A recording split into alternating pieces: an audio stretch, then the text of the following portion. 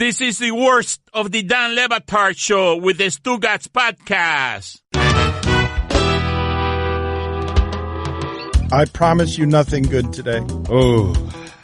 This show is broken. This show is hungover. Stugotz just spent a 19-minute segment pooping. Yep, my day has begun. For everything. He was never here. He had to leave because just everything he put into his system last night was polluted. And Amin El-Hassan's here. His eyes look like brake lights. The season's over. We're all in a little bit of mourning. The season's over. Kevin Durant hit that shot. Kevin Durant, this was, to me, the most amazing moment of our watch party last night. The most amazing moment is, you've heard historic basketball calls in real time. We will at some point get you the sound of consummate professional Mike Breen, who also looks like a 1950s soda jerk. I'm sure his call of this dagger was impeccable. But Stugotz's call in real time last night, if you were watching this game with us, you noticed that Amin was terrible because he's just, I don't know what happened to him, but he was in the penalty box all night, never found a rhythm. Can't find a rhythm that way. You got to get in the game and play some. Tough day yesterday for Amin. So Stugotz had the call in real time. We all know Kevin Durant is good. Yeah, I don't want you to lose sight of what I'm about to say, which is in the history of the sport, no one like that has ever existed. The ability to do that from there, it's like watching Will Chamberlain do it. It's just weird. And so he joins what's already the best team in the league. Amin, if he can get out of his hangover haze, will tell you shortly that he believes the 2016 Warriors would smoke these Warriors. That's the good sports radio conversation. But here is Stugotz in real time. This happened live. We're all watching it together. Kevin Durant ends the season with a shot. Look at how fast Stugotz pivots. Durant top of the K3. Oh, my God. Oh, or you that. got to be kidding me. Or that. I mean, are you kidding me? Come on, Doesn't count. We're going to replay. It doesn't Still count. 106 to 103, 100. In fact, if I subtract all his points, the Cavs have blown him out. Doesn't count in his personal record book. That pivot is idiot genius. Like, you can't do it better than that. Just as soon as he's making the shot, Stugotz pivots to that. In my personal record book, that does not count. Listen, this is amazing to have happen in real time. Durant top of the K3. Oh, my God. Oh, or you that. got to be kidding me. Or that. I mean, are you kidding me? Come on, Doesn't man. count. I'm still at what? What did I just see? What is this? And Stugotz is like, nope, erase it from the memory book.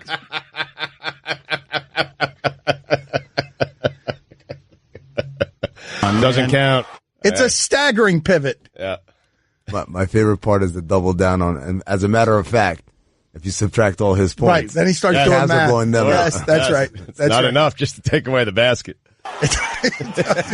We're going to replay. It doesn't Still count. 106 to 103, 100. In fact, if I subtract all his points, the Cavs have blown him out. Mike, imagine this, though. Imagine our theory is that this kind of commentary should replace the broadcasters in some places, that we should have, options on a menu for your sporting event. What do you want? Do you want traditional? Do you want stupid? Do you want, stupid plus this? Doesn't count. Yes. Do you want that? I thought I was traditional, Ida.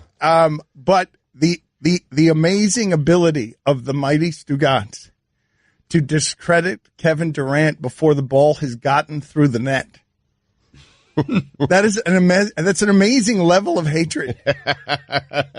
Dan, he's just ruined the NBA. I don't hate Kevin Durant. I know how talented Kevin Durant is. It's just like he's ruined the NBA. He has. I'm sorry. It's not competitive. It's one team. But we all knew before the season that the championship was going to be between Golden State and Houston. We saw it play out, and we saw the championship. It was a great championship. It was a great championship round. They took them 7 games. They got pushed. Let me ask you a question. So we've played 3 games in the finals. Warriors have won all 3. Only one was a blowout, though. Does that mean it's not competitive? You got 2 games that came down the wire. That's not competitive? Yeah, but competitive isn't what you're going for. Like, I understand. You can't determine competitive after the fact. Oh, it wasn't competitive. Why? Oh, because they won. Competitive is while you're watching it. Did you doubt who would win? Yeah, you could still be there today if J.R. Smith remembers the score. I mean, Cleveland radio's got to be littered right now with, it could easily be 2-1 Cavs. Easily. Yeah. And to me, that's competitive. It ends in a sweep. This series was competitive because unless game 4 is a stinker. But if it's more like game 1 and 3, man, that's all we can ask for. Compelling games. What about Amin's theory, though, that the 2016 Warriors would wipe the floor with these Warriors? You usually don't get to do these dynasty conversations in real time as they're happening before the series has even ended. But what Amin is saying is the team that won 73 games and did not win the championship played a flawless form of basketball, unprecedented in nature that entire season. Amin is basically arguing that he'd take that team with Harrison Barnes over this team with Kevin Durant. The irony of this argument is many of the people who will side with, what are you, crazy? Kevin Durant's team would definitely beat them. Kevin Durant's better than Harrison Barnes. Ipso facto, 2018 would watch 2016. These are the same people who I think are all about team eye test over team stats. But in fact, what they're doing is look at on paper, look at this roster, look at that roster. Of course, 2018's better. But the eye test would actually tell you, no, 2016 is way better because they play like a team. They're deeper, they're more disciplined, and they had that killer instinct every single night. Well, what he's saying there, Mike, is interesting because if we're comparing greatness of teams, you can't tell me that this team, like that 2016 team, when you got that 2016 team's attention, when they were down 10 with 4 minutes left in the game, you knew they were coming. And the opponent knew they were coming. This team isn't like that. This team does not have those. They're down 10 with 4 minutes left. Look out, here they come anyway. You don't think they're going to lose. What's happening there? Is that all eye test? It's got to be eye test because I'm sure they have most of the players and they've just had Kevin Durant. I also think Amin's kind of forgetting just how unimpressive, thoroughly unimpressive Golden State was when they won that title. They didn't win the title. They didn't win the title. The year they I'm lost talking about the year they didn't win the title. 73 was. No, yeah, he is saying that the team that was great during the regular season and collapsed at the end because Steph Curry's ankle wasn't right would smoke this team. But here's the problem with this team, right? Mm-hmm. They're going to win a championship. They're not even playing that well. Like, yeah, Curry and Clay, they didn't have a big game last night, and they won by 8 points on the road in Cleveland against the game's best player. Like, that's the problem. I think if this Golden State team is fully engaged and they play that team, which is impossible because they're all on basically it's Barnes and Durant. Basically play a game of one-on-one with Barnes and Durant. Who's going to win that? I think this team would smoke that team. Okay, this team started JaVale McGee in a finals game. That team started Andrew Bogut. This team's bringing Nick Young off the bench. That team was bringing off guys like Leandro Barbosa. I mean, it was a deeper team and a way more disciplined defensively team. And I just think that the biggest thing is they were bought into the style of play, which is unguardable. Right. And this one, you got this weird dynamic of, well, are we an ISO team? Are we not an ISO I'm in on this conversation with Amin because I believe that 73-win Warrior team that did not win the championship to be the best team of basketball players I've ever seen. This is really next level stuff. So we're beyond any teams right now in the NBA giving them a run for their money outside of what Houston just did. Only the Warriors can be the Warriors, right? Absolutely. Right. Yes, only the 2016 Warriors. Here's the beauty of a professional radio call with a dagger, Kevin Durant, basically cementing his second straight championship that doesn't count according to Stugotz's personal record book. Here is the proper and righteous ESPN NBA call. Now Hood picks him up on the switch. Shot clock at 5. Kevin Durant way outside. Delivers! Kevin Durant from downtown. It's a 6-point game. That is professional. That is iconic. That will echo through the ages as Kevin Durant's legacy. That is not how we covered it. Durant top of the key. Oh, my God. Oh, or you that. Gotta be kidding. Or that. I mean, are you kidding me? Come on. Doesn't count. We're going to replay. It doesn't Still count. 106 to 103, 100. In fact, if I subtract all his points, the Cavs are blowing him out. Mike, can you imagine? Can you imagine if someone was getting only their information from our feed and just sound? How confused they would be by the roar, the confusion, and then doesn't count. You're thinking, what, was it waved off? Was it waved off? Did it come after the shot clock? No, it doesn't count because Stugotz is keeping track in a personal record book. Dan Le Batard. Dan has it. Oh, my God. No, this is a Bomani question. Mavis Staples, go.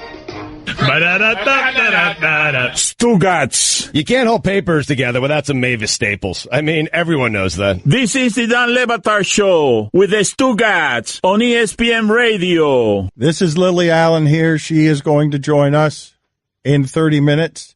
We're doing a weird show today. It's not just Lily Allen, who many of you do not know, but Mike Shinoda of Lincoln Park. This has nothing to do with sports as well.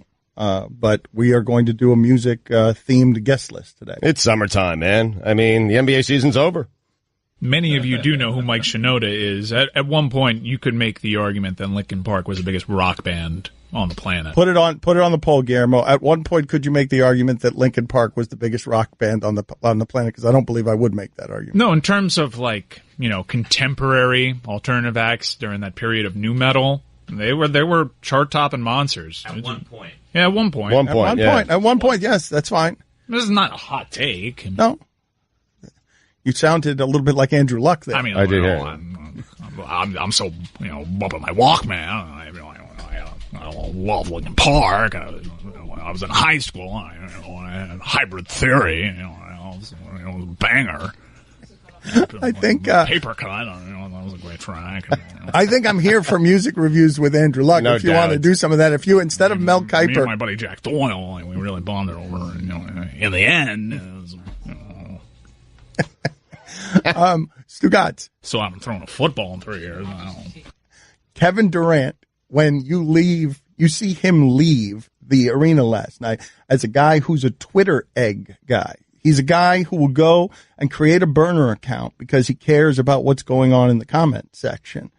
Are you in agreement with the idea? Are you in agreement with the idea that he would be not exactly happy even after hitting that great shot? I'm sure Frank Reich is concerned. I've been, I spent 3 years and a while I'm not throwing football.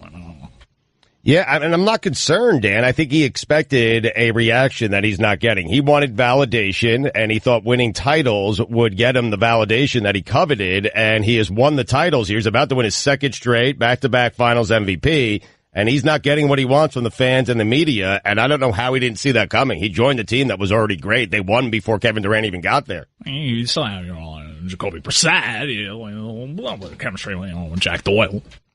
Usually, if you make the Kevin Durant shot, if that's a shot that you make, you get the credit immediately there on the spot because that's a ridiculous dagger. That is a ridiculous dagger that he shot to end LeBron James. Look at the ridiculous thing that the Warriors had to build to end LeBron James and his time in Cleveland. But at the top of the key, that shot for a championship, Stugotz, that usually is something that you're allowed to believe will erase all the doubters. Well, my dad is running the XFL. I can go there. I mean, I'm a Memphis Maniac. But here's the thing, Dan, right? Usually that shot does kind of cement your legacy, but the problem is there are two other guys on that team that can hit that shot. And those two guys, by the way, were a combined 7 of 27 last night. Think about that. And Golden State still won. It's too easy for them. It's too easy for Kevin Durant. People want you to work for your championships, and this doesn't feel like work. I'm sorry, it just doesn't. The helmet for the Maniacs, it just said axe on it. It was all confusing, but, I guess if you're a Maniac, you use an axe. Stugotz, you're not allowing him the position. He's making a shot there to win the thing at the end from an obscene length. You're not allowing him the possibility of impressing you if at the end of the game, dragging the two-time MVP Steph Curry to the championship, whether Steph Curry wants to go yesterday or not because he's not making anything, he hits the Curry shot to finish LeBron James, Stugotz. You're not giving him any room to get the victory on this one. My old coach, he would have loved, coaching a football team with an axe on the helmet, because he loves chopping wood. I'm done being impressed with Kevin Durant. I really am. I know how great of a player he is. I do. I mean, how can you not look at Kevin Durant and realize what a once-in-a-lifetime type talent he is in the NBA? But I was done being impressed the second he decided to leave Oklahoma City, where he had a very good team and a great teammate in Russell Westbrook, and join the Golden State Warriors. I'm sorry. I'll be impressed if Kevin Durant wants to leave Golden State this year, which he should, goes to another team and takes that team to an NBA championship. Then I'll start being impressed with Durant again. I could perhaps be, a member of the Orlando Rage. I have rage when I got tuna stuck in my braces. You're saying that the only way for Kevin Durant to actually win a championship in your personal record book is to leave. That he simply can't do it at Golden State. That it doesn't matter that Steph Curry was awful yesterday. It doesn't matter if Steph Curry is injured. A lot of people say Steph Curry's still the key to that team, that when he plays well, they always win. When Kevin Durant plays well, they sometimes win. You know, you can always be a New York, New Jersey enforcer. You can throw balls like Kirby Dardar. Yeah, but Steph goes 3 of 16 last night, and Kevin Durant has the big game, and they end up winning that game, and it still means nothing for Kevin Durant. It just doesn't. And so, yes, the only way Kevin Durant wins, not just in my personal record book, Dan, but in the eyes of many, the only way he wins is by leaving. That's it. Like, I'm telling you, LeBron is doing more for his legacy by losing than Kevin Durant is by winning. Why? Because people are seeing the struggle for LeBron is real. Like, it's hard for LeBron James. It's easy for Kevin Durant. And be, regular Tommy Maddox, with the LA Extreme, with $1 million game. Well, that'll be cool. I can buy all the water fountains and put all my mouth on it, More money, more problems. Guillermo, put it on the poll at Batard Show. Is LeBron James getting more credit for losing than Kevin Durant will ever get for winning? Spirited gifts, people, we have told you. Father's Day is getting closer and closer. If you want to get your father a better gift than you usually get him every year, I'm telling you right now, these people will do it for you. Dad's going to be impressed. It's easy. You're going to be supporting us. We're not easy to support. Spirited Gifts is supporting us. Support them. Yep, we love them. I've used them. They are fantastic guys. I think of all the people that I've heard or double-crossed over the years, and it's time that I've made up for being such a scoundrel. Elon Musk. When I believe in your mission, I surely don't believe that you'll accomplish it. I believe in it, but I don't think you're going to get done. And quite frankly, I think you're more of a scoundrel than I am. But I feel that I've gone too far. And I'm going to send you something from spiritedgifts.com. From me to Elon Musk. Perhaps some Balvenie. Maybe some Glenfiddich. How about that? Thank you, Stugotz. I really appreciate it. I'm Elon Musk. SpiritedGifts.com is the place to go. It really is, guys. Do something unique for Dad this Father's Day and go to SpiritedGifts.com. It's a local Miami business. We absolutely love them. They have done great things for our show. They will do great things for you and your family. And Elon Musk, expect one in the mail. I'll send it to Mars. SpiritedGifts.com/Dan is the place to go for free gift wrapping, and free shipping. That's SpiritedGifts.com/Dan. Dan Le Batard. Mike, for some reason, I saw you in the room there working on what I thought was your Andrew Luck. I wasn't sure. I walk into the room, and of course, what they're talking about is who in sports would you call to rescue your life if you were in a threatening situation and feel like you were going to actually be rescued. And so he's working on his Andrew Luck. So let's go ahead and play it out. Stugotz. Well, not something I want to do, but absolutely it'll save your life. I'll rappel down this cave. I'll neutralize the threat. We'll secure the perimeter. Get you back to your beautiful wife.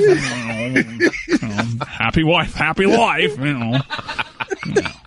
Jack Doyle. This is the Dan Le Batard Show with the Stugotz on ESPN Radio. We should tell you, if you are not a fan of music or you're not a fan of Lily Allen's music, we understand. And we understand why you think it's weird that this sports show is doing that kind of stuff. But we want to talk to interesting people about interesting things to broaden the audience net. And so Lily Allen is going to join us at 11 o'clock in about 12 minutes. Many of you will be very excited by that. Many of you will have no idea why she's on, but we will enjoy her time anyway. That doesn't mean you shouldn't listen, though. She's got really engaging personality. I'm not trying to dissuade people. I'm not trying to dissuade them. I'm just telling them that I know what we're about to do here. We're about to do over the last 2 hours, instead of talking about LeBron's future or Game 3 of the finals, we're going to be doing a lot of talking to a couple of musicians who are interesting. So Mike Shinoda, Linkin Park, and Lily Allen in 12 minutes. But the idea, Stugotz, that the league is being ruined by the Golden State Warriors. I understand as LeBron gets throttled here and is down 3-0, why people would jump to the conclusion this is ruinous for the league. But A, what dynasty has ever been ruinous for that league? B, you could keep saying that it's ruinous for the league, but the ratings keep going up. That TV deal ESPN signed with Turner to box out all other competitors, that's looking like not a terrible deal today because the ratings are all up. LeBron against the Warriors in the finals is, even if you've seen it 2 or 3 times, it's still the most interesting thing they can give you. But this is the last time, right? This is the last time that is interesting, No, but now, right now, today, beginning today, LeBron is now going to hijack the entire summer. Right. The entire summer will belong to LeBron as he decides between teams. And Stephen A. Smith is saying here, Stephen A. Smith is telling you he is going to meet with the Warriors. That right. LeBron James is going to meet with the Warriors. LeBron is going to hijack right now. It begins right now because you don't need to watch the rest of the series. It begins now, LeBron James hijacking your summer as he decides where he's going to build the super team that comes after Golden State. This stuff could get interesting because the Warriors have every intention of talking with LeBron James this offseason once free agency begins. Now, I have been on the record stating if LeBron James even thinks of going to Golden State, I'll lose my mind. I mean, it would be worse to me than Kevin Durant going to Golden State. Yeah. You got to be kidding me. But here is Golden State's dilemma for all of you to know. They are in negotiations. They are talking with Klay Thompson. They do plan on talking to him more so again this summer. Although Klay Thompson's father, Michael Thompson, our colleague here at ESPN Radio out of L.A., has stated that he sincerely doubts that Klay Thompson will sign a contract this summer. He wants to wait until he becomes a free agent in 2019. If you're the Golden State Warriors, your top priority is to keep your core 4 intact. Klay Thompson is up after next season. Draymond Green is up after 2 more seasons. If LeBron decides that indeed he wants to come to the Bay Area, Golden State would be in a position where if LeBron was to opt in and force a trade out of Cleveland, Golden State would be in a position where you're talking about Klay and Draymond Green being gone in favor of making room for LeBron to join KD and Steph. Woof. Kidding me? I'm rooting for this to happen just so I can hear what it sounds like for Stephen A. Smith to lose his mind. Yes. Well, you've heard it before. Don't threaten me, right? He said No, apparently it's never happened. He's always kept his cool. Mm-hmm. Okay, but didn't he come after Durant in a way that suggested a lost mind situation? That there was a movie trailer that we did because he was furious with Kevin Durant. So if he was more furious with LeBron James than he is with Kevin Durant, Stugotz. That was him keeping it cool. There's no ruining of the league with dynasties. There's no ruining of the league with Kevin Durant making that shot last night. I sit here today incredibly offended by the personal attack that this man has put against me. In a world with hot takes, his takes might be the hottest. Kevin Durant is the one that's lying. Kevin Durant is in too deep. You know, I made a mistake. With a man you don't want to make an enemy out of. The Slim Reaper versus the suit with 400 buttons. I don't want to hear from you, and nobody else should either. McDonald's All-American. Am I human? Do you look at me that way? Versus McDonald's Commercial.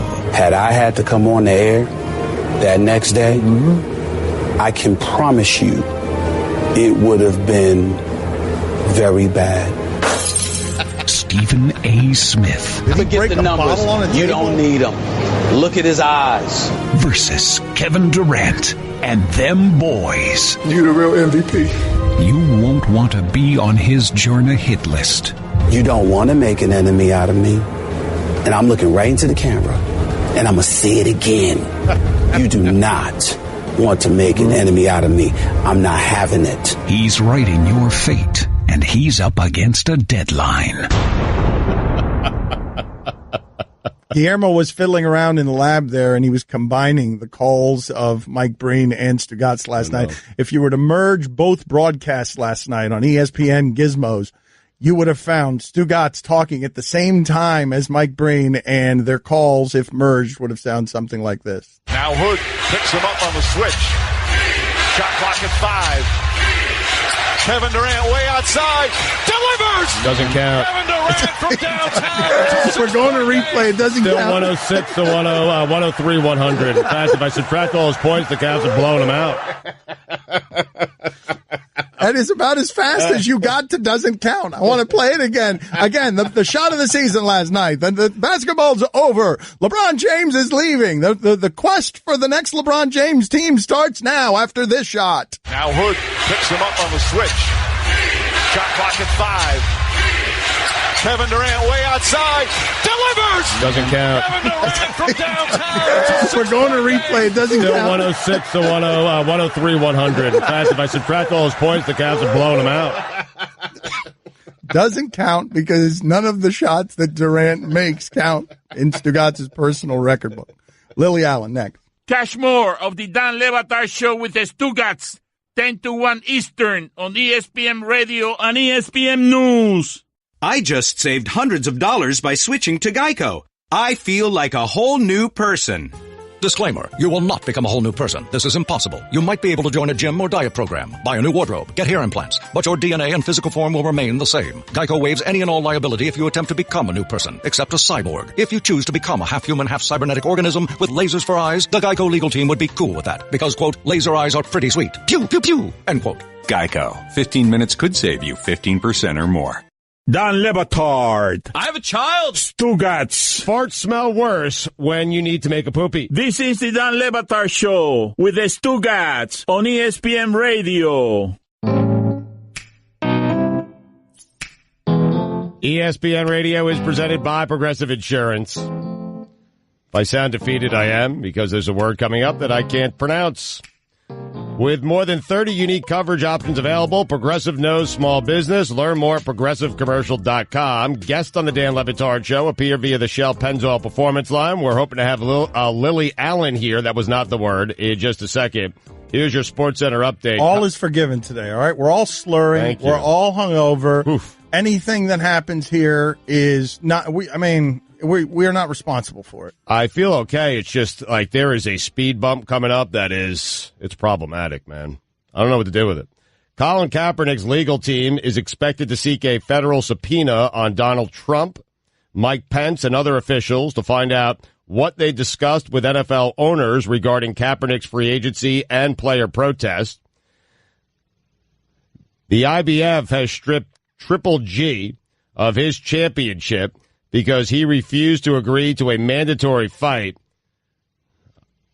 with Sergey Derevchenko. Sounds like Sergey. You probably got Derevchenko right and not Sergey. I don't know. How would you do that? I'd go Sergey if it's Sergei. Second story right here. I got nothing. Oh, right. it's Sergiy. Oh, no. You're not even close on Derevchenko. Derevchenko. Okay. Oh, you nailed it. Yeah. There you go. Good job. And finally, John McAfee, the eccentric inventor of McAfee antivirus software, who fled Belize when he was sought for questioning concerning murder, is once again running for president. What? That's the guy I told you about. Yeah. He's a fugitive, and he had a hammock, and in the hammock he would like put a hole, and then he had women put their face under it. I'm sorry. No, excuse me. I'm sorry. This is all very uncomfortable. He just liked women pooping on his face. Moving on. For all the latest headlines and information, tune in the SportsCenter on ESPN Radio all throughout the day. I got Mike, I said beforehand, we can't be held accountable for the things that happen around here when they work us this way. Disclaimer. So a texter writes in here, why are these black athletes so hostile? Kaepernick grew up a rich kid. I would just say to you that kneeling isn't hostile.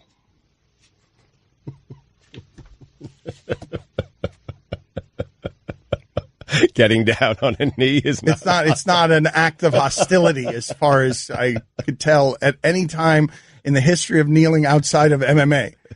Outside of MMA, when you're allowed in that barbaric sport to drop a knee on someone's face. Universally, that's always been widely considered as the exact opposite it's not hostile. It's not.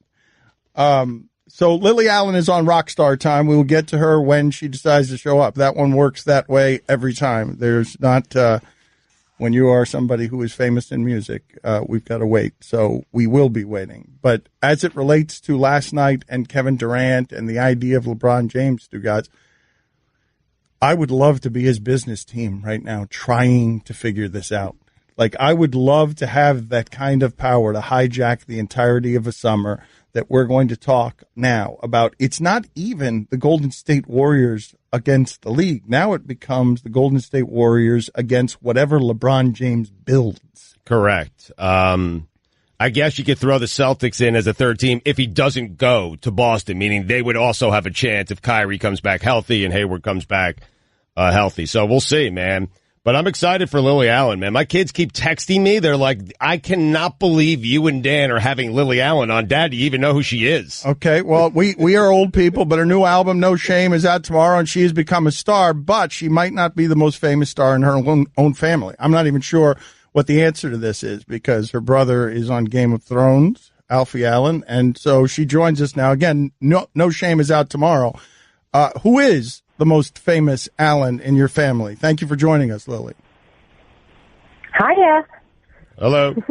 Hello. Hi. I'm not sure I can answer that question for you. I think, well, I've got slightly more Instagram followers than my brother, so,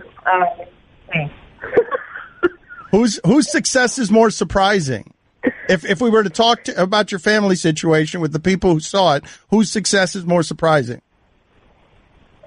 I don't know, you know. I mean, I think we were both show-offs, you know, as kids. So, I mean, I mean, but also, you know, neither of us are particularly extraordinary children. So, yeah, I mean, I think my dad maybe is probably the most surprised because he, you know, he's an actor and he's got pretty high opinion of himself. So.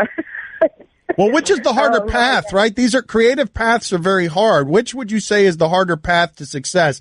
Being better than everyone else at music or being better than others at acting? Being better at acting for sure, because, you know, it's easier to get ahead if you can be nice to everybody, which is easy if you're an actor. Yeah, I guess so. How were you discovered, Lily? By the way, Lily Allen, again, we're saying this, No Shame is out tomorrow. How were you discovered? How was I discovered? I mean, I was discovered, I guess, by sending my demos to lots of record companies, and I got a record deal. But I guess by, you know, the people that matter, which is the fans, they kind of discovered me through a website called MySpace. Ye olde MySpace. I mean, you got to feel old just saying that. Wait a minute, Lily, you're young. Wait a minute. Hold on a second. Discovered through MySpace. Can you tell us that story? What are the details? What do you mean?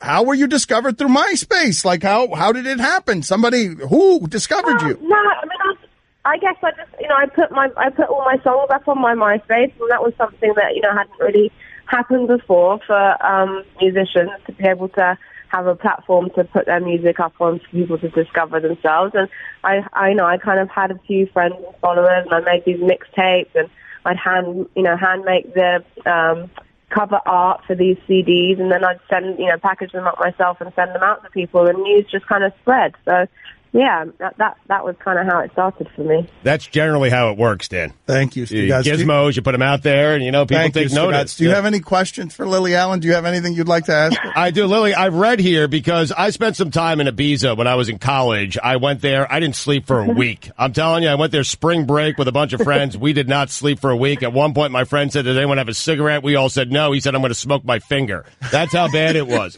And so I know you spent time in Ibiza, and I'm reading here that you thought that you were a bad drug dealer. Please explain. How can you be bad at that, Lily? Well, can't really answer that now. What time is it there? Yeah, I guess I'm just a very good business person in general. You know, the whole point is to sell things, isn't it? And I wasn't very good at doing that. All right, hold on. We got to get some more details here. We need to understand a little more about what's happening here. I'm not expanding on it. No, wait a minute. You're a free thinker. You're a free speaker. You're feuding with Pierce Morgan for some reason. Like, you're not afraid of anybody.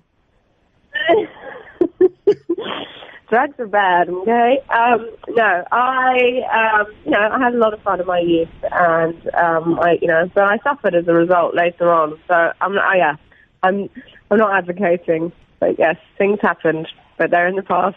All right, if I may, and I know I'm prying here, but just can you describe in general terms the life of a 15-year-old drug dealer in Ibiza? Yeah, I mean, I guess it was, to be honest with you, it wasn't my main vocation. I sold tickets for nightclubs and I worked in a record shop. And so, yeah, I mean, it was more of a sort of like side business.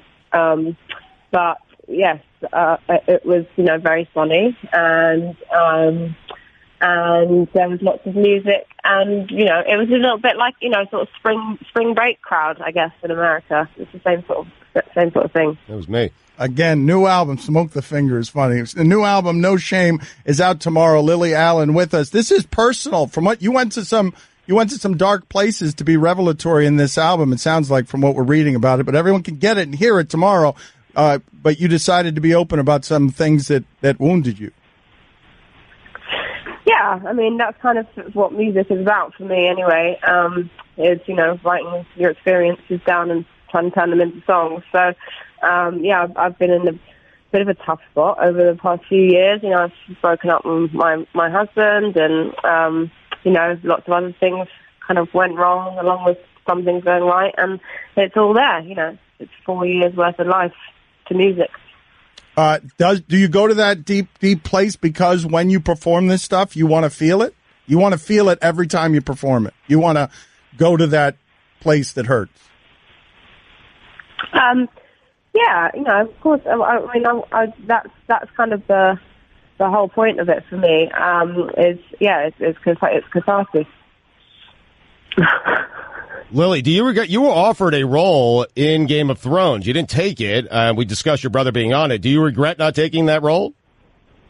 That's not true, actually. I didn't get offered a role. I got asked if I would like the audition, which I declined. So, Gemma Whelan, who did get the role that I was asked to audition for, was fantastic and would have beaten me hands down. So, yeah, it was very nice to be asked, but yes, I was busy. It's just busyness. So, all right, real quick before we let you go, new album, No Shame. It's out tomorrow. Stranded on the Moon, you have said you'd want one artist to be with you, Kurt Cobain. And I'm just curious, among all the artists, you pick him, why? Well, he kind of he died when I was, just sort of beginning to discover his music. So, and I absolutely fell in love with it. So yeah, I chose him because I've got lots of questions to ask. And you wanted to make love to him. Maybe a little bit. Okay. Thank you, Lily. Thank you, Lily. We appreciate your time. Thank you for being on with us. We enjoyed it. Thanks for having me, guys. Splash! Mike, what's the reaction to that? Anytime, I like talking to her, and I thought she was interesting, but how people are. You know what? I'm going to look that up because I thought she was very pleasant. There was a phone line issue there a little bit from the production end. I'm a fan. But very pleasant, engaging, lovely accent, too. So that's always an easy hit. Dan Le Batard. I don't know anything. Stugotz. I don't remember what I was going to talk about. So in those instances, what I have is a default that just makes fun of Stugotz. You're welcome. This is the Dan Le Batard Show with the Stugotz on ESPN Radio. For those of you who do not know, Stugotz always wins. The deal is he is the Roadrunner. I'm the Coyote. And he's fallen apart last night, right? In every way. Oof. He was just eating and giving hot takes, and he was the star of the night as we revolutionized the way that basketball is watched in this country. Soaring on the wings of Amin El-Hassan, who did nothing but get kicked out of the show at every turn because his basketball analysis stunk. We flew him in at considerable expense. He comes here to analyze the game. The game is playing. He's not watching it. He can't analyze the game. He comes in here this morning, bloodshot. Yeah. eyes. He comes in here and he can't analyze it this morning either because he still hasn't watched the game. So he defaults to the Warriors team who didn't win a championship would beat the Warriors team who's about to win a championship, which is absurd considering one team has a ring and the other does not. I mean, just a ridiculous take. It's an amazing take, and I want every single show on this network to debate this endlessly for the rest of the summer. Okay. Wow. Debate what? Could Kevin Durant beat Harrison Barnes in a game of one-on-one? Get out of here. 2 minutes. Get out of here. 2 minutes. Get out of here. I'm sorry. You're that easily stumped. No, because you stared. That's the point. It's radio. You got to talk. I didn't say anything. It's not a defense. How have you been so terrible at radio the last 2 days? Get out of here. Just go sit in the penalty box. I don't know what's the matter with him. He's been unendingly terrible for 2 days. We all drank the same amount. Everyone here slept the same little amount. You drank? You did that sober?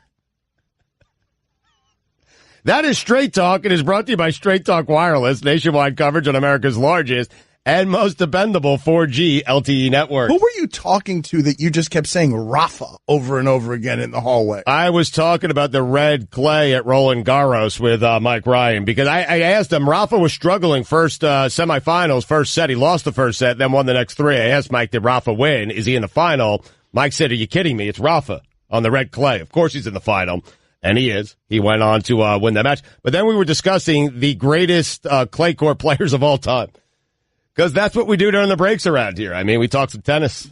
Yeah, he went Borg. A little bit before my time, but I understand. Yeah. But the gulf between 1 and 2 is so wide, Dan. No one can touch this guy on this surface. He's a god. And by the way, when healthy, I think he's probably at his peak, maybe the best tennis player I've ever seen. Wow. But specifically on that surface, it doesn't even matter talking about who number 2 is. He is just that undeniably great.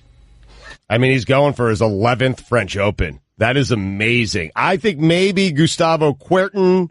I would throw Borg in as a second, maybe Sergio Bruguera, but I mean... You in game 1. Game 4, we take it. Game 5, we take it. Game 6, we take it. Who is this person? Yeah, who is that? It's a Miz, a wrestler. Oh, it's the Miz against Stephen A. I'm going to compare you to an all-time great. That was like Hulk Hogan back in the day because he had you. Max, get out of the way, Max. Is Stephen A. coming back at the Miz? Max, get out of the way. Your hand came up like this and you rallied. You fed off the emotion of the crowd. I did. Have you been talking? You think the Cavs can do the same? And I think absolutely. I think they can do the same. And I know I'm speaking. I'll pod you up, Stephen A. When you got something to say. All right. I mean, but the Miz came out swinging. And said we're going to win 4. He just started counting. Are you aware that no team in every finals history has ever come back from 3-0? No, never. Ever. It's never happened. But they never had LeBron James. Yeah. Actually, no, that's not true. The Cavs were down 3-0 to the Spurs, and they had LeBron James. Factually incorrect by the Miz. They did. Oh, he was down 3-0. Spurs. So they did have it. There was one of those teams that did have LeBron James. That's a finisher. Number 2, have you been talking to Steve Harvey? I spoke to him yesterday. He was talking about, you know what, I need to watch myself going to the car. This is Cleveland. We're going to find a way to pull this out. That's what he was saying. This is what we made of. So that's basically the ilk that you're coming from, right? Yes. You think that's going to work for you? Yes. You really believe that? 100%. Without prayer? No, I honestly believe we can win in 7. Because we have LeBron James. And he'll be MVP on the winning side. You need a team. Like, there's one thing if you just don't have enough good players. I mean, Stephen A's got no time for the Miz. He finished with a prayer and then put his elbow on the table and said nothing else because enough had been said. You know who's surprisingly good on the red clay? Yvonne Lendl. He was surprising because really more of a hard court guy, but Yvonne Lendl, he had the sawdust in his pocket, and you'd never think he'd be good on the red clay. But Lendl went on to win 3 French Opens, Mike. It's amazing. And Michael Chang not bad either. Well, you know who's super disappointing? Gael Monfils, because he's got all the skills on that red surface. All the skills, but he can never win it. Yes, well, that's because Nadal's around. If Nadal was never, no one ever gave birth to Rafael Nadal, Monfils would have 15 French Open titles. Put that on the poll, Guillermo. What were you laughing about in the background, Guillermo? What happened on First Take? Stephen A. just gave the Miz his back. He just turned away from him and looked towards the crowd. Dan Le Batard. When's the last time you were that angry or passionate about something? Never. Ever. Never seen Dan. Never in my life. I've never cared about anything or anyone the way that he cares about it not being the United States of Tortorella. Stugotz. He has to be taking all kinds of pills, right? No. Man, what are you doing there? That is reckless use of the microphone. Well, the blood pressure has to be high, does it not? Put it up on the poll. At Le Batard Show. Did Guillermo just accuse Stephen A. Smith of pill popping? Yes or no? That is really efficient, disastrous use of the microphone right there. This is the Dan Le Batard Show with the Stugotz on ESPN Radio. ESPN Radio is presented by Progressive Insurance. Guest on the Dan Le Batard Show appear via the Shell Pennzoil Performance Line. Terrence Bud Crawford looks to conquer a third weight class when he battles WBO welterweight champion Jeff the Hornet Horn. Someone's got to fix that nickname, man. It's starting to drive me crazy. The Hornet Horn. It should be the Horn Hornet. Can't have the longer thing be the nickname. You can't have it. Seriously. You shorten nicknames, you don't expand them. I mean, Horn Hornet just sounds like you were named by a stutterer. Jeff the Horn Hornet, not Jeff the Hornet Horn. But that's his name. That's weird. Better nickname. You want his last name to be Hornet when his name is Horn. It's weird. Is it not? Jemele, can you help me out here? Hold on a minute. We haven't even introduced Jemele yet. That's why I was trying to be silent. Anyway, he's going to take on WBO welterweight champion Jeff the Horn Hornet Saturday, June 9th, 9:30 p.m. Eastern, exclusively on ESPN+. Looking forward to that one. Here's your SportsCenter update. Colin Kaepernick's legal team is expected to seek a federal subpoena on Donald Trump, Mike Pence, and other officials. The IBF has stripped Triple G of his championship because he refused to agree to a mandatory fight versus, come on, Sergey Derevchenko. Whatever. And finally, a South Portland man set his kitchen on fire in an attempt to force his roommate to move out. Got to hear both sides. Yeah, you're right. For all the latest headlines and information, tune in to SportsCenter on ESPN Radio all throughout the day. You might think that Stugotz mentioned Colin Kaepernick and then a flume opened up in the floor and Jemele Hill popped up here because that's how we do it around here. That's not what happened. What actually happened here is Amin Elhassan is furious. We've pulled the goalie because he's mad that he flew all the way across the country to do basketball analysis. He was terrible yesterday. Jemele, I witnessed this. Jemele does this better with a beer in her hand than Amin does it sober. That was actually true. Yeah. I went in for one of those big, classic, insincere hugs that I give, and Amin was having nothing to do with it. He was a disaster. No, he's mad, Dan. He left here furious. And so we've replaced him with someone better. And then he can't even pull the race car anymore. Yeah. Because he tried to do that last night. He said it was racial undertones. Yes, he did say racial undertones. You got protection now. That's right. Both fronts. Race and gender. Race and gender protection. Yeah. We need that around here. We don't have nearly enough of that. The Colangelo stuff. Is he going to keep his job? What is happening here? You got a law firm. Bomani and Pablo came very strong saying you are responsible for the words of your wife when you're in Colangelo's position. I felt like what we did. For the love of Point out how he had no business wearing them damn shorts with mismatched socks and a suit. Can I at least do that? Something? Now look. Well, first of all, I can't talk style. Wow. Stephen A. would sell out arenas just giving hot takes. He would. I'd go see it. Like a Broadway play. I would. I'd go see Stephen A. on Broadway. That's outstanding. Like Bruce Springsteen? Yes. Put it on the poll, Guillermo. Yes. Would you go Stephen A.? I mean, Mike Tyson. Yes. On the Run tour to or Stephen A. Smith. It's tough. Stephen A. No, it's not. It's not tough at all. What do you do with the Colangelo situation, though? Like if you're... Because Bomani said you got to fire him either way. Fired either way. And to my thought, well, hold on a second. I mean, if it's a wife being protective of her husband and does things she's not supposed to do, should that be a fireable offense? What? I think he should be fired, but not because he's responsible for what his wife may have done. And I don't know if you experienced this in your career. I certainly did.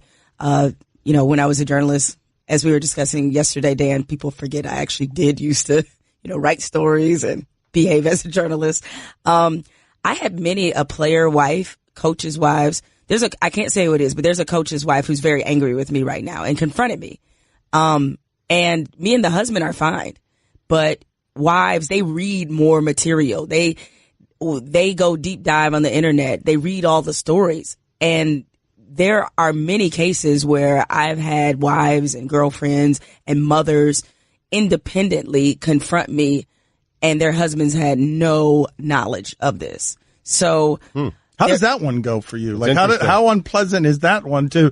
Because it makes sense, right, Stugotz? Like, if it makes sense that both ways, that if a man hears his woman disrespected or a woman hears man disrespected, or if you're gay, that you're going to be defensive of the person. Like, you're going to be more defensive of that person than even that person is because you're trying to protect them. It's funny. My wife does not defend me at all. She agrees with everything that you say. I mean, she does. It's she's weird. Like accurate. Yeah. Yep. Dan's right. Always. Got to side on the side of truth instead of love. But what do those confrontations go like? That's awkward. Yeah, no, it was really awkward when it happened to me. This happened in the last couple months, and they were just upset because sometimes this happens too. If you work for ESPN, you all of a sudden have to answer for everything the network does, and it was one of those cases where she didn't like how her husband had been portrayed, the coverage of something that kind of he'd been involved in. And so she confronted me about it. And it was somebody I've known for a while. And you're taking it for all of us? Yeah. For all of us. Did. That ain't even about you, something you said or you wrote. That's just you taking it on behalf of all of us. I took it for the team. For Stugotz. Mike, this is what happens. You rip J.J. Watt, and then somebody comes and yells at Jemele about it. You rip... Well, JJ deserves it. I mean, outside of the stuff he does off the field, the guy had a sack in 2 years. I mean, please. He's a great guy off the field, but JJ absolutely deserves it. JJ's always making everything about JJ, and he deserves it. I don't care who came to Jemele on that front. Jemele agrees with me. I know she does. So, you do, right? But it doesn't matter. We're teammates, Stugotz. We're teammates. Yeah, all right? Exactly. Doesn't matter. Yes. But yeah, those are awkward, and I don't take it personally because I realize even with me, obviously I've been written about a lot. My mother is very angry at a lot of the coverage. There's some particular people in the highest office she's not very pleased with either. Right. And so as a result, I have to tell her to calm down. My mother told me she actually called the White House, which I was like, what are you doing? Your mom called there you go. That's a great story. Like, that's the White House. How defensive. Like, stop. Leave my daughter alone. Right. I'm going to make that movie. Can we make that movie? Like starring Jamie Foxx? No. The White House has like a general number? Like, how does that? No, they do. Yeah, they do have a general number. Did she leave a message? Did she leave a message? I wanted to know nothing else because I wanted plausible deniability. She left a message while they were doing that music festival on the lawn the other day at 3:00. They were releasing I know Eagles. what you meant, but now I'm picturing Jamie Foxx as Jamele's mom. I don't know. No, I just wanted, you know what I meant because I saw Jamie Foxx in a couple of president Wanda movies. From A Living God. I just called my mom a man. Is that where are we going with this? Don't forget, you can hear more of my sons Dan and Stu weekdays starting at 10 Eastern on ESPN Radio and ESPN News. Dan Le Batard. People who love this show tend to really, really love Stugotz. Thank you. Stugotz. I mean, yeah, the love is unreasonable for a man of your despicable core. This is the Dan Le Batard Show with the Stugotz on ESPN Radio. ESPN Radio is presented by Progressive Insurance. Guests on the Dan Le Batard Show appear via the Shell Pennzoil Performance Line. Here's your SportsCenter update. French Open in the men's bracket. Rafa advanced to the semifinals. He will play the winner of Marin Cilic and Juan Martin Del Porto. Same cast of characters every year. I mean, Nadal, he just rips through one of these guys. It's the matter of who, Cilic or Del Porto. It's going to be that one. He'll beat him in 3 sets with a cannon left arm. Adrian Wojnarowski is reporting that the Philadelphia 76ers and Brian Colangelo have parted ways. And finally, the man who was accidentally shot by an off-duty FBI agent at a Colorado nightclub on Saturday will now receive free drinks from the bar for life. The patron of Mile High Spirits Distillery and Tasting Bar in Denver was shot in the leg after the agent allegedly shot him as he grabbed his gun off the floor after it fell out of his waistband holster while he was doing a backflip on the dance floor. You nailed the dismount, dude, in a way that dude didn't. Just, yes, on the dance floor after doing a backflip while trying to pick up the gun. Shot a dude. Free drinks for life. Yeah, I mean, yeah. Worth the bullet? My mind's working now. Worth the bullet. Question mark? Worth the bullet. Put it on the poll, Guillermo, at Batard Show. Worth the bullet? Yes or no? For a flesh wound? I mean, like skims it, right? Yeah, I'm not. Well, where's the flesh wound? Is it like Buscemi's face in Fargo? Like where? What kind of flesh wound are you? I'm not taking that one for a lifetime of drinking. I got all the examples you could have gone with a flesh wound. That was the perfect. Guillermo, put it on the poll. Is that the worst flesh wound in the history of the movies? Buscemi's face in Fargo. Guys, you know me. I like to be in the action. If you need tickets to the game or your favorite band, look no further than Vivid Seats, the official ticket partner of ESPN. Vivid Seats has options to fit your needs. Make sure you get to vividseats.com/ESPN today for an exclusive discount offer. For all the latest headlines and information, tune to the Sports Center on ESPN Radio all throughout the day. Happy 27th birthday, Fetty Wap. And happy birthday to him. I don't care. Good luck.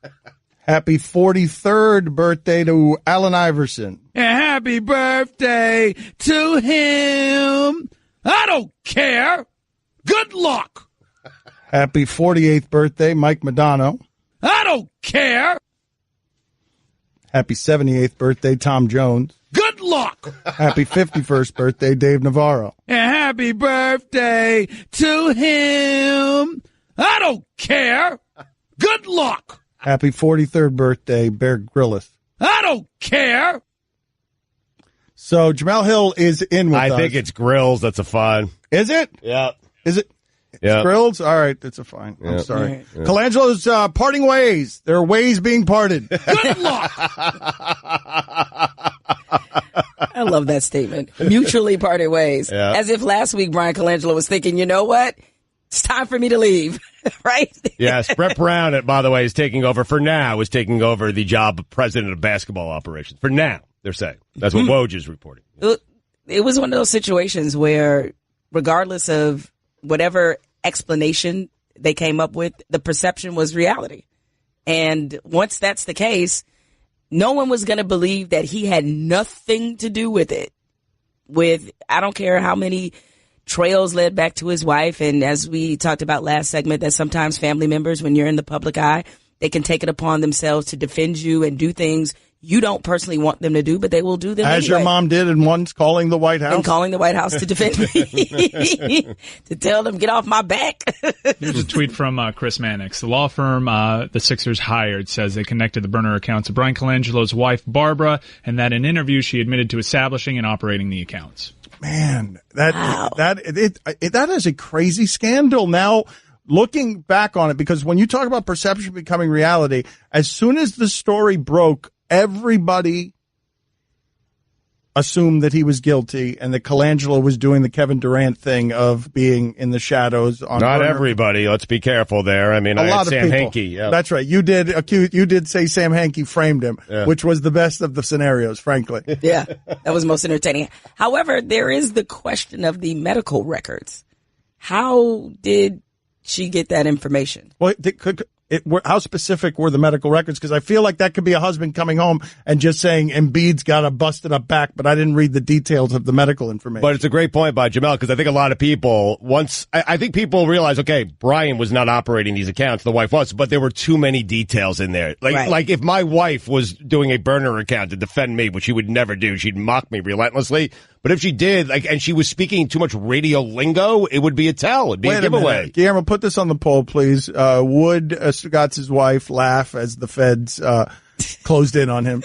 close. Okay. me. I mean, Could be the reason they're closing right. it on And this. what are you doing back there, Guillermo? Explain what you're doing. What is happening back there with the board of things behind you as you try to create your own little personal weirdo environment?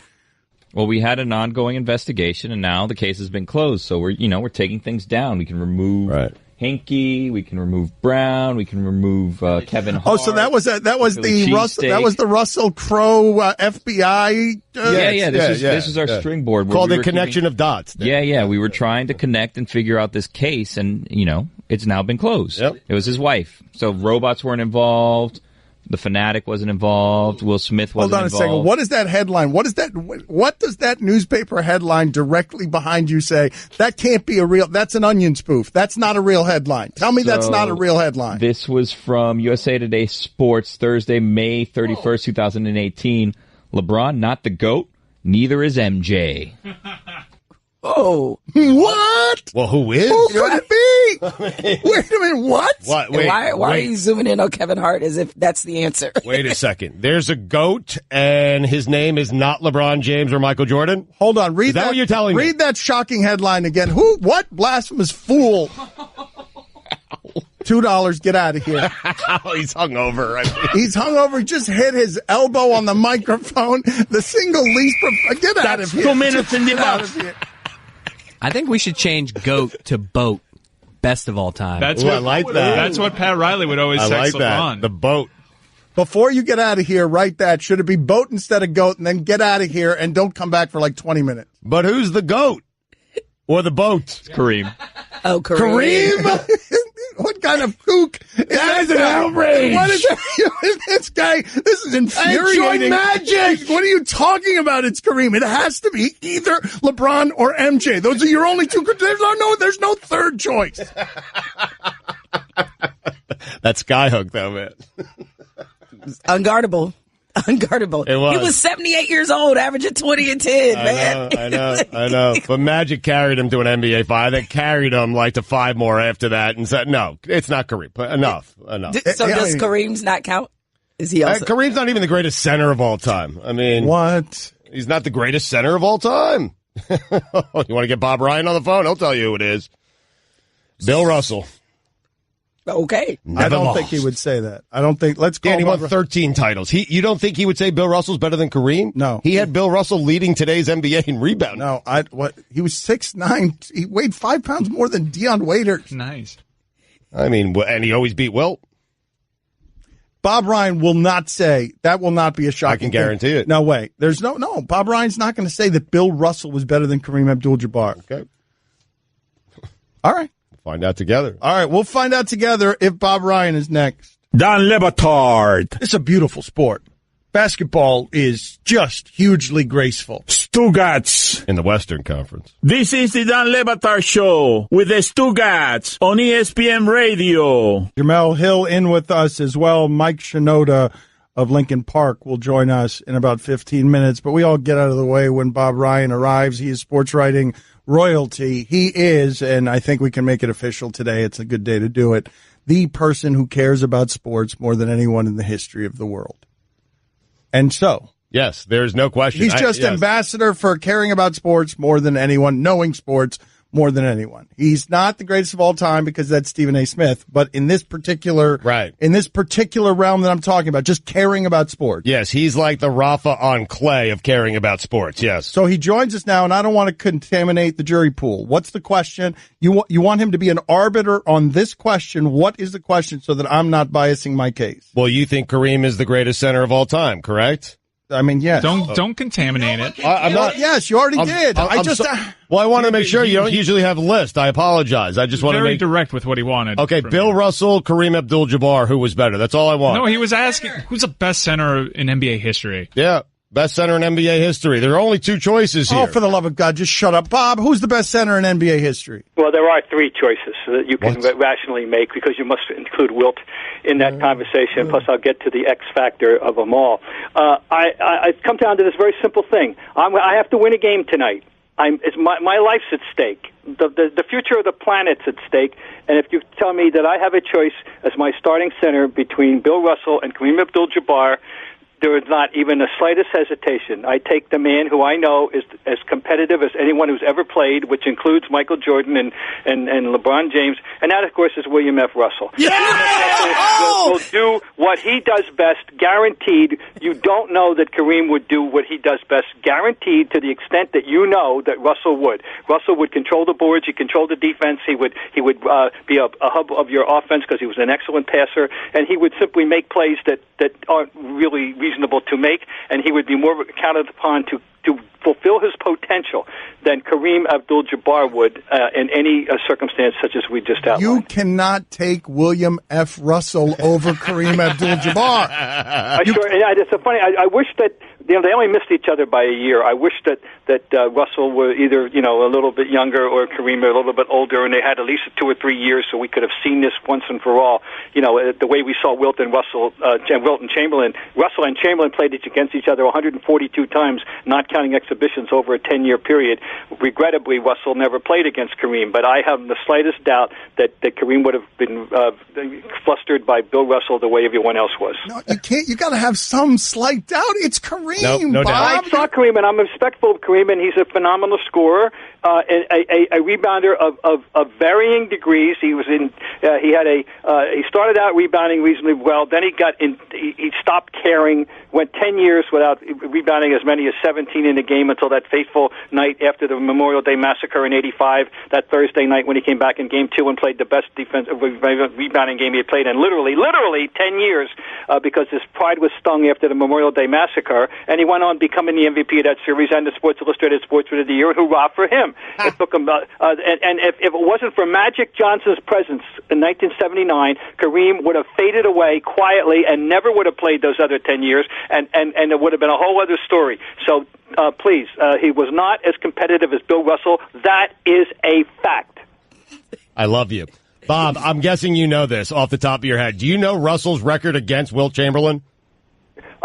No, I don't know it off the top of my head. I don't know, but I know it was a winning record, but I don't know the number. But they did play 142 times, not counting exhibition. Now, I want to say one more thing before, and that's it, because I'm on record 1,000 times, and I want this to be stressed. We're talking about the 3 greatest centers in terms of their career achievements without any question, or in some order, or however you like them, Russell, Chamberlain, and Kareem. No question. Any list of the top 10 players in NBA history, perhaps probably even top 5 players in history exclusive of position, those 3 guys are in that are in that list.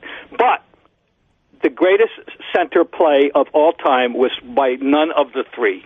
The greatest center who ever played in the short run, whose career was regrettably stunted, was Bill Walton. And I said this 1,000 times, here's 1,001. If Earth were in jeopardy of its existence, if Earth were in a one-game winner-take-all against an interplanetary invader, the loser to go into servitude for all eternity, the first pick of every person who has ever drawn a breath in this earth, I would take, for that game, I would take a healthy, underline, Bill Walton.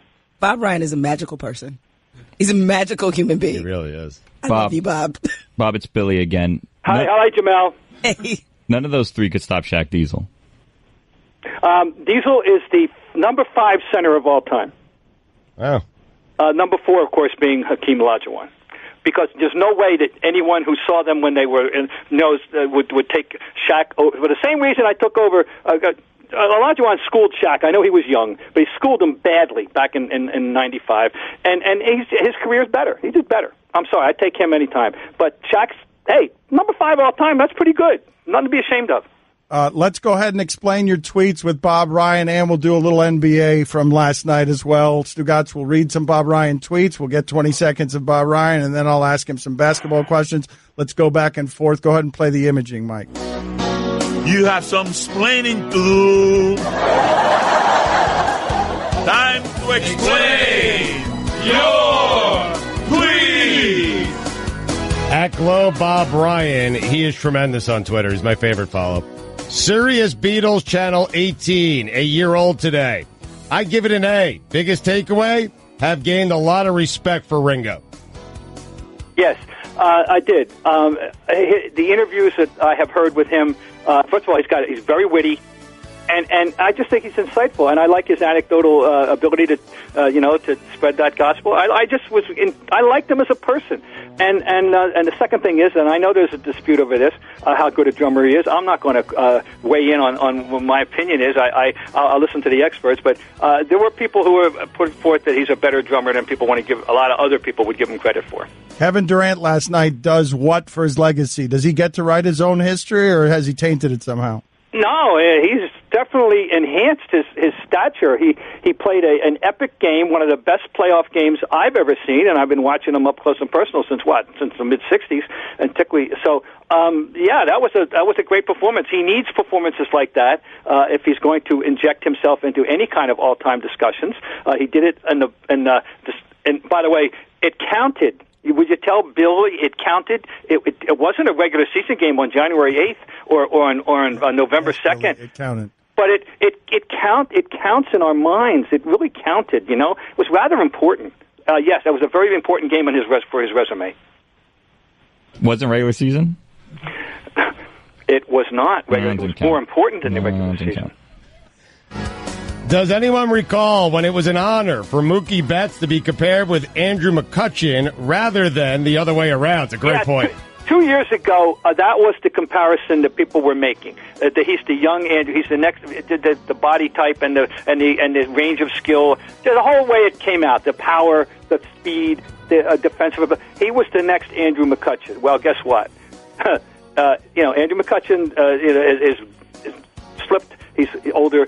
This kid, it would be an honor for Andrew McCutchen to be compared to. Mookie Betts he's hurt right now, and but up to his injury was having the best single Red Sox individual season since Carl Yastrzemski in 1967, and that is, of course, a legendary season, one of the great seasons anyone ever had. Billy thinks Yaz was overrated. Well, I don't know how do we want to rate him? He's a worthy Hall of Famer. He's definitely a worthy Hall of Famer. He might have been overrated by some people here, no question. Okay. But you're really backing off on Billy's arguments, though, Bob. Billy feels like he's making better arguments than you are. No, I'm trying to be fair and honest here. I'm trying to be fair and balanced. How's that for a phrase?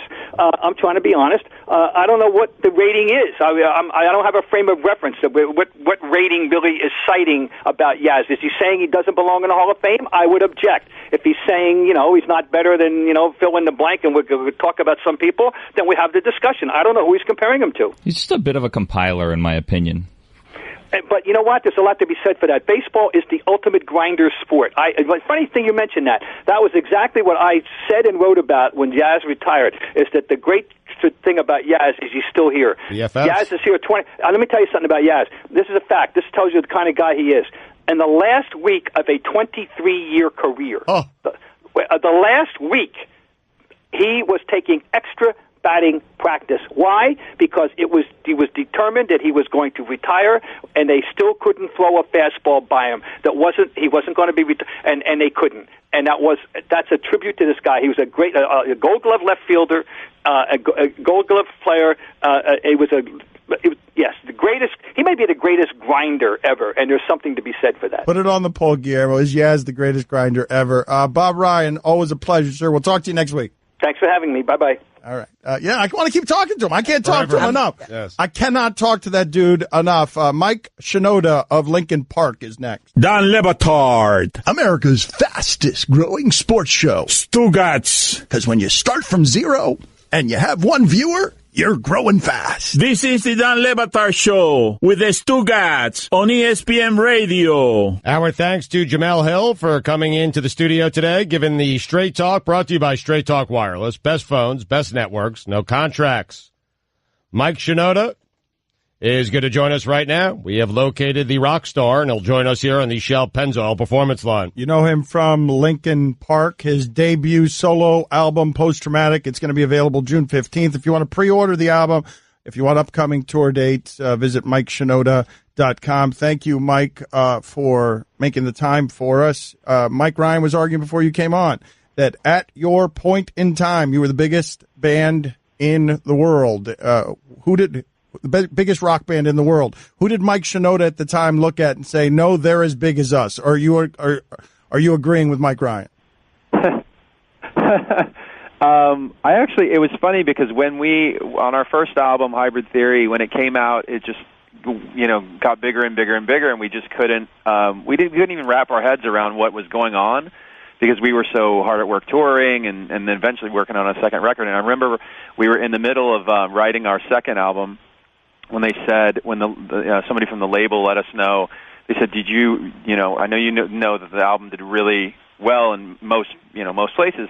They said, do you know it was the number one selling album on the planet last year? And it was actually like the same year that Britney Spears came out and had her big record. And we had thought like, oh, well, but she's a huge pop star. We just assumed she had, the biggest record. But it was one of those things that made us feel like, wow, this was such a ride. We didn't even realize we were on it. Well, when did you know before that, or was that the point? Was there any point before that where you're I was excited. I was excited just at the point when we would come back into town and hear our stuff on the radio, and we play these shows. I remember we played a show in a Best Buy parking lot, and there were like 2 or 3 times the amount of fans that would even fit. It was an enormous parking lot, and it was like we were spilling out into the street and across the street. It's been a ride, and definitely like for me, having kind of gone through all of that and been at seen the biggest stadiums and whatever, I actually really enjoy getting into a smaller venue and getting into 3,000, 2,000, 3,000 seater and like talking, being closer to the fans. So when you're at the height of all this stuff, how most immediately did your life change? What problems came with success? We did I feel like we put in a bunch of effort to actually kind of keep it minimal in a sense, like the I don't know, media attention or whatever. Like back in the day, there was a lot of, you didn't have the TMZ that you have now, but there was a version of it. And we, in our the band photos and stuff like that, we'd always show all 6 guys. We always really presented the group as a band.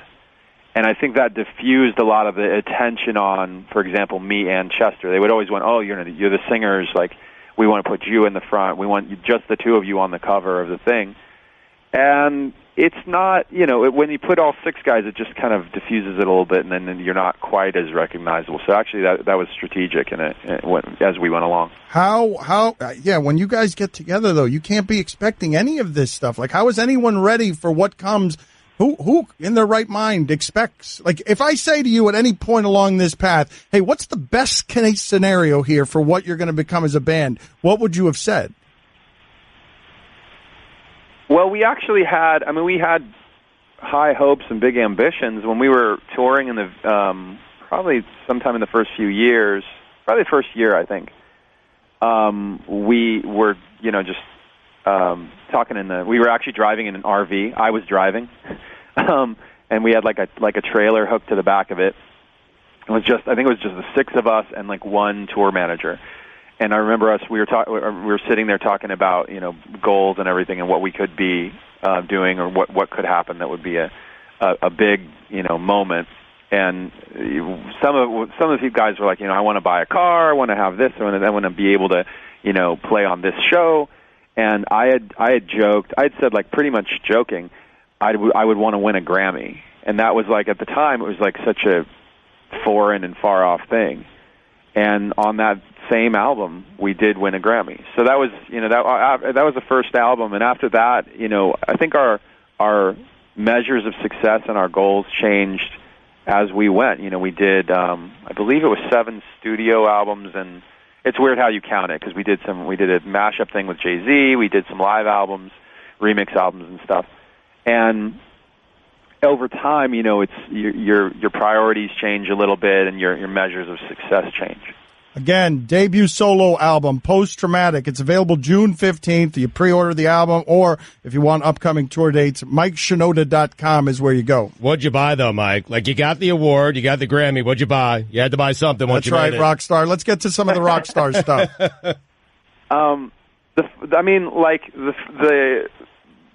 For any young artist who's like coming up, I would always tell them, like, try get yourself a house, get yourself, you don't spend a bunch of money on like jewelry and cars, because that stuff, you buy the car and then it's like, it's not, you're losing money the second you drive it off the lot. But I think some of the more extravagant things for me, it was really, my friends used to make fun of me because I bought a huge TV for my studio, and I didn't watch TV on it. It was just so that when I was working, like I had this, I could put all the stuff that I was working on this bigger screen, and I could it was kind of, I don't know. It was fun for me. It was exciting for me. I'm making music on this like ridiculously big TV.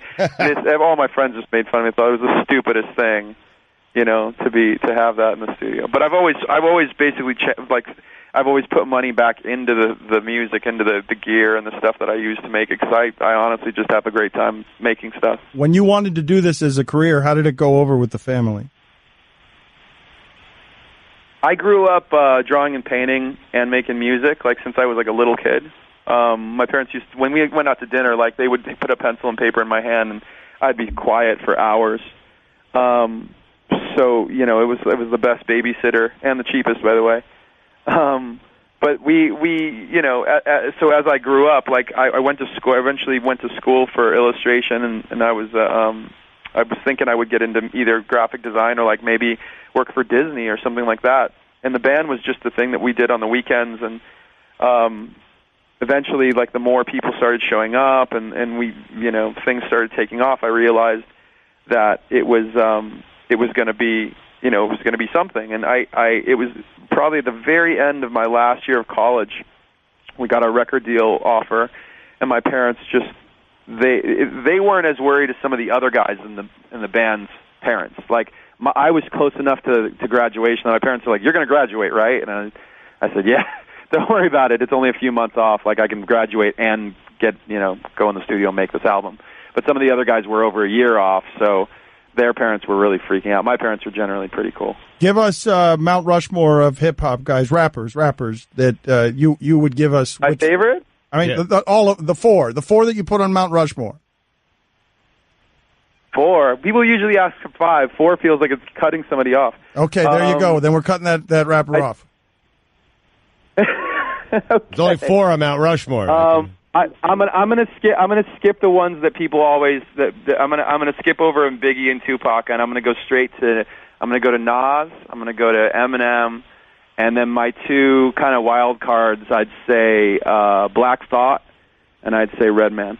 I don't think you understand, though. You can't. What are you doing? Just passing over Biggie and Tupac? What did you do? I asked you for 4. It's his Mount Rushmore. No, but I'm putting these guys. These are my favorite 4. I'm going to go with that. Yeah. Okay. Yeah. But you cut out Biggie. Biggie. Hard commitment for me. But Mike, stay strong here. But you cut out Tupac and Biggie. What are you doing? I asked you for 4, and he gave you 4. Mike, thank you. I gave you 4. I'm sticking to my 4. No, Mike, here's the problem. You didn't give him the 4 that he wanted. About the Biggie and Tupac? He's very upset about it. I just don't know why you passed over Biggie. No, that's it. Its debut solo album, Post Traumatic, is available June 15th. To pre-order the album and for upcoming tour dates, visit MikeShinoda.com. Mike, thank you for being on with us. We appreciate it. Thanks for having me, guys. All right. I was probably supposed to ask him about his album there. I think that's what that pause was. Yeah. That, and he can't believe how upset you are about his Mount Rushmore. I mean, come on. We're all surprised by it. You just can't skip over Biggie and Tupac. Well, you can, and he did. I mean, it's his Mount Rushmore. He didn't ask you the question. You asked him the question. Mike, did we lose the room, or is it just that everyone's hungover and we got nothing less? We're wheezing to the finish line. I liked that interview. I enjoyed talking to him, but I felt like the room was not interested in that I kind of made that observation as it was going on. I'm like, guys, you look really disinterested now, and no one's really working. This would be a nice little time to show Dan that you're there. And it was met with indifference. Mm-hmm. They are totally tapped. I was listening. I'm just tired. I could do 5 more. I could do 5 more hours. Poorly.